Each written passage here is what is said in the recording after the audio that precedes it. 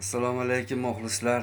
Yangi qo'shiq hali bitgani yo'q. Endi tayyorlayapmiz. Bir xirgoyiga beramiz, maza qilib ishni ko'rasizlar. It bo'lib tashlangan do'stlarni ko'rdim. Do'stingman degan tulkini ko'rdim. Yo'q ayibim birovga aytganni ko'rdim. Men do'stlikni faqat otamda ko'rdim. Ayibim ularga do'st bo'lganim, toza ko'ngil, toza vijdon bo'lganim, yaratganim bulardan o'zing asragin. Men do'stlikni faqat o'zimda ko'rdim.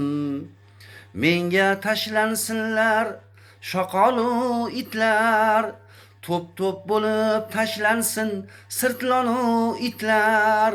Bo'riga do'st bo'larmidi shoqolu itlar? Men do'stlikni faqat otamda ko'rdim. Men do'stlikni faqat otamda ko'rdim.